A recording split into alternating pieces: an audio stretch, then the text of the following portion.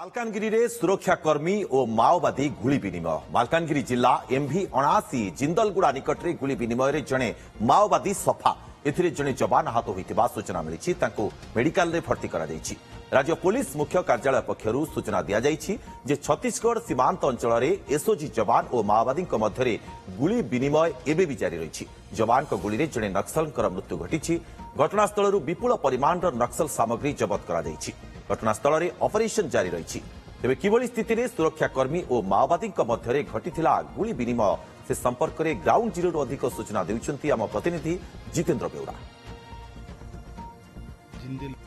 ଆମେ ବର୍ତ୍ତମାନ ଅଛୁ ଏମ୍ବି 79 ଥାନାର ଜିନେଲଗୁଡ଼ା ନଦୀ ଘାଟରେ। ଦେଖିପାରୁଛୁ ଏଇ ଯୋଉ ନଦୀ ଘାଟ ଏଇଠି ଗତକାଲି ରାତିରେ ମାଓବାଦୀ ଓ ପୋଲିସ ମୁହାଁମୁହିଁ ହୋଇଥିଲେ। ଅର୍ଥାତ୍ କହିପାରିବା ଏଇ ଘାଟରେ ହିଁ पुलिस माओवादी मुहांमुही होते ग्राउंड जीरो रे अच्छी यही नदीर आरपटे देखुं आरपटे छत्तीसगढ़ और छत्तीसगढ़ एरापुर अंचल अर्थात कहीपर नदीर एपाखे ओडिशा आरपटे छत्तीसगढ़ यही नदी पार होते छत्तीसगढ़ी माओवादी से देशी डंगा मुझे देखा चाहिए कैमेरा विक्रम कहि यही डंगा यही जो डंगा अच्छी यही देशी डंगारे माओवादी माने पार हेले पार यही घाट को यही सब देशी डंगा साहाय्य से पार होती जितेबाला गुली विनिमय होती एनकाउंटर होती समय देखो माओवादी किसी जिनस पड़ी देखिए बोतल माओवादी रही माओवादी बैग रही किट बैग ता सहित बैटेरी जो माओवादी मैंने बैटेरी लैंडमाइन व्यवहार करते विभिन्न टर्च लाइट व्यवहार करते बैटेरी गुड़िक रही यही जो डंगा रे माओवादी पार होती देखुं जो ऊपर जो जंगल रही यही जंगल रे पुलिस अर्थात डीबीएफ बाहिनी पूर्व ये अंचल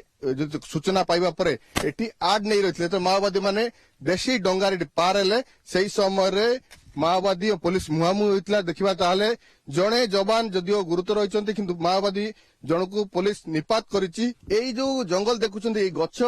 आड़ुआल डीबीएफ जवान माने आड नहीं अर्थात जितेबाला माओवादी माने यही देशी डंगा साहाଯ୍ୟରେ पहुंचले से समय उभय पक्ष मुहांमुही होईपर गत 2 वर्ष पर पुलिस को बड़ सफलता मिली जहां कहुला मालकान जिला एक प्रकार माओ मुक्त अर्थात कौन माओवादी गतिविधि देखा मिल ना किंतु छत्तीसगढ़ी माओवादी मैंने पुणी स्थिति जाहिर करने नदी पार आसुले एक टीम जहां कहुच्छी 15 जनिया टीम ये नदी पार हो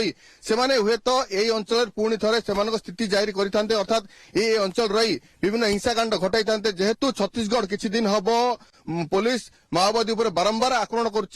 छत्तीसगढ़ अंचल यही अंचल सुरक्षित नुहे तेणु एक टीम निज सुरक्षित स्थान भावी यही अंचल को अर्थात 79 मोटू अंचल को प्रथमे से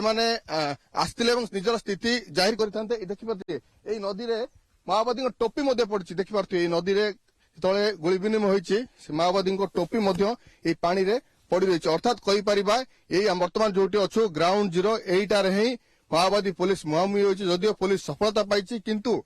देखा ताहले इटी माओवादी स्थिति एड़ाई दिया न पारे अर्थात माओवादी मैंने कोठी ना कोठी योजना करुछंती पुणी थे मालकानगिरी जिला को प्रवेश करेंगे से स्थिति और संगठन को मजबूत करेंगे तेणु हुए तो प्रथम पदक्षेप नहीं जदि यह सूचना पुलिस पाखे पहुंचला एवं पुलिस माओवादी योजना पंड कला बड़ सफलता कहीपर पाइला जहाद्वारा कि माओवादी मन झटका लगे से पुणी थे जो चिंता करते संगठन को मजबूत करेंगे मालकानी अंचल से स्थिति जाहिर करेंगे हुए तो संगठन को शक्त झटका लगी मालकानी कैमरा पर्सन विक्रम पाड़ी जितेन्द्र बेउरा ओटीवी।